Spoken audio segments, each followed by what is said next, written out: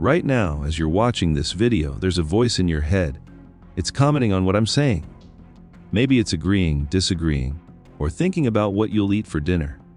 Here's the unsettling question: if you can observe that voice, if you can hear your own thoughts, then who is doing the observing? This isn't just philosophical wordplay. This is the key to unlocking a level of peace and control over your life that most people never experience. Because once you truly understand that your mind is not you, everything changes.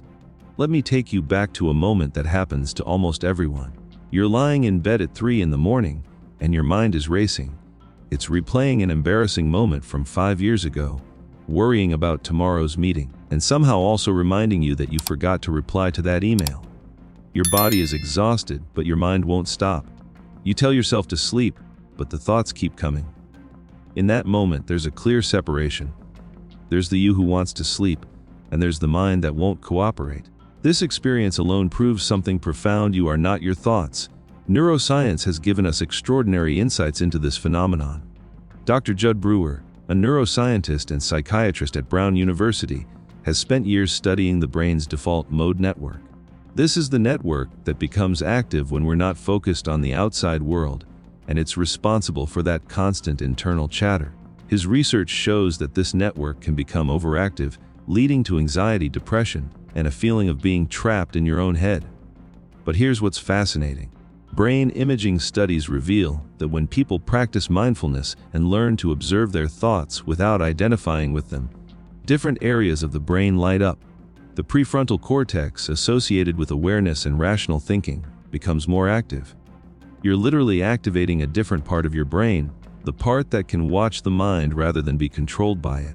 Ancient wisdom traditions discovered this truth thousands of years before we had brain scanners. The Buddhists called it the witness consciousness. The Hindus described it as the observer self. Eckhart Tolle, in his groundbreaking book, The Power of Now, calls it presence. But you don't need to be spiritual to understand this. Think about it logically. When you say, "my mind," the language itself reveals the truth. You possess a mind, but you are not the mind itself. Just as you have a body, but you are not your body. You have thoughts, but you are not your thoughts. Dr. Dan Siegel, a clinical professor of psychiatry at UCLA, developed a concept he calls mindsight. Through decades of research, he's demonstrated that we can develop the ability to observe our own mental processes. In his studies with thousands of patients, he found that those who learned to create distance between themselves and their thoughts experienced dramatic improvements in emotional regulation, relationships, and overall life satisfaction. One of his patients described it this way: "It was like I'd been living inside a snow globe that someone was constantly shaking. Then suddenly, I realized I could step outside the globe and just watch the snow settle." This distinction has massive practical implications for your daily life. Consider anxiety. According to the Anxiety and Depression Association of America, anxiety disorders affect over 40 million adults in the United States alone. But here's something most people don't realize: anxiety is not something you are, it's something you experience. When you say, "I am anxious," you're identifying with the mental state. But when you can observe and say, "I'm noticing anxious thoughts arising," you've created space. You've separated yourself from the anxiety. Studies published in the Journal of Clinical Psychology show that this simple shift in perspective, this ability to observe rather than identify, can reduce anxiety symptoms by up to 50%. The same applies to anger. Think about the last time you were truly angry. In the heat of the moment, you were completely identified with that anger. You were the anger. But hours later, you might have thought, "I don't know what came over me." That phrase is revealing. Something came over you. The real you was temporarily hijacked by a mental and emotional state. The philosopher René Descartes said, "I think, therefore I am." But he had it backwards. The truth is closer to "I am, therefore I can observe myself thinking."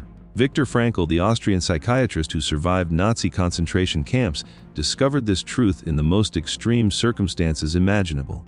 In his book, Man's Search for Meaning, he describes how even in the horror of the camps, he realized he had a freedom that couldn't be taken away. Between stimulus and response, he found a space. In that space was the ability to choose his response. The guards could control his body, his circumstances, even torture him, but they couldn't control the observer within him.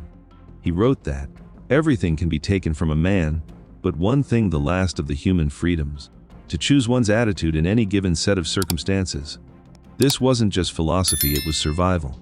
And it demonstrates that even in the worst conditions, there is a you that exists beyond the mind's reactions. Modern psychology has validated Frankl's insights. Cognitive behavioral therapy, one of the most evidence-based therapeutic approaches, is built on this principle. The core idea is that you are not your automatic thoughts. You can observe them, question them, and change them. Dr. Aaron Beck, who pioneered CBT in the 1960s, found that depression and anxiety often stem from identifying with distorted thought patterns. When patients learn to step back and observe these patterns rather than believing they were absolute truth, their symptoms improve dramatically. Clinical trials have shown CBT to be as effective as medication for many mental health conditions, all because it teaches people this fundamental truth. You are not your thoughts, but this understanding goes beyond managing negative emotions. It's also the key to peak performance and creativity. Athletes call it being in the zone. Artists call it flow.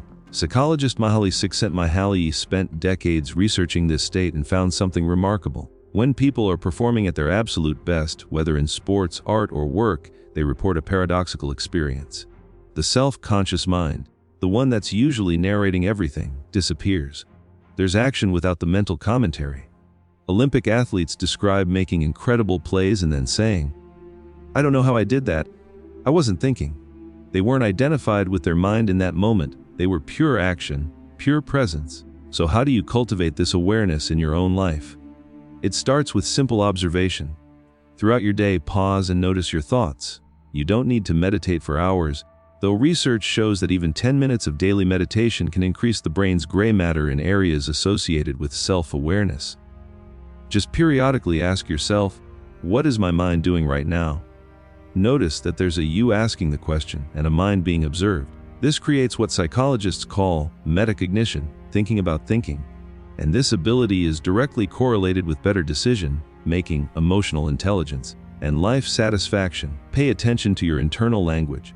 When you catch yourself saying, "I am stressed," try shifting to, "I'm experiencing stress." When you think, "I am a failure," reframe it as, "I'm having the thought that I'm a failure." These aren't just semantic games. Neuroscience shows that this linguistic shift activates different neural pathways, literally changing how your brain processes the experience.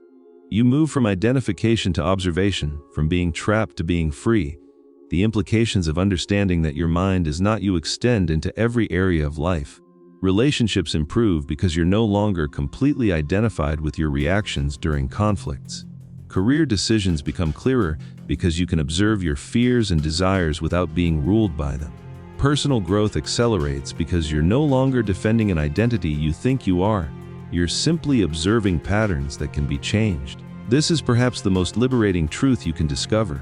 You are the awareness in which thoughts, emotions, and experiences arise. You are the space, not the weather passing through it. And once you truly grasp this, you gain a superpower, the ability to choose. Not to control every thought, that's impossible and exhausting. But to choose which thoughts you engage with, which emotions you feed, and which stories you believe about yourself. Your mind is a tool, and it's an incredibly useful one. But you wouldn't let a hammer tell you how to live your life, and you don't have to let your mind's constant chatter run the show either. The real you is the one watching, the one aware, the one that has always been there behind every thought you've ever had.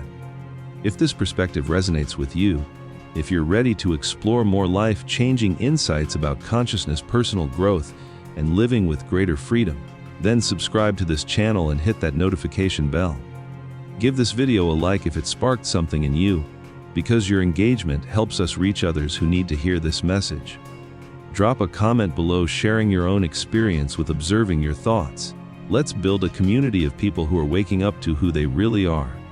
Thank you for watching, and remember, you are not your mind. You are the one who knows.